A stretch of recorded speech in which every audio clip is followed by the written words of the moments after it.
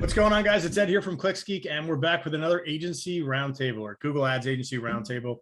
I'm here with Nick, Dustin, and Mark again, and today we're here to talk about hiring in-house versus hiring an agency. We're going to go through the pros and cons of each, and that's it. So let's hop right into it.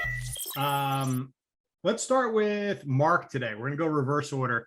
Mark, let's talk through the pros and cons of hiring in-house versus hiring an agency to run your Google ad campaigns.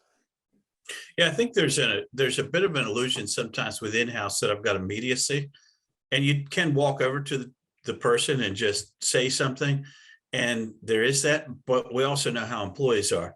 You know, if anyone thinks that employee equals immediate results, you haven't had employees probably. I think the main thing that jumps out to me with having an agency as opposed to having a person is that the agency typically has depth or width. So if that person's out or sick or goes on vacation, you're not suddenly, if your in-house employee is not there, you don't have any Google Ads support.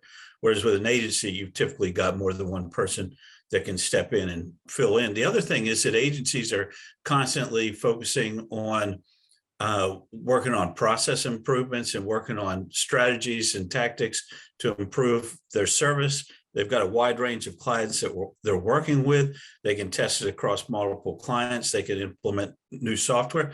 I think an in-house person is less likely to have the, maybe not the desire to do all that, but maybe they don't even have the authority or the budget to test new things, do new things.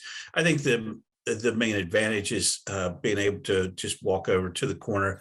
People feel better when they can just walk over and say, you know, hey, Sally or Joe, do this thing. But I think that there's some things that you gain, but there's a lot of things that you lose for sure in the process.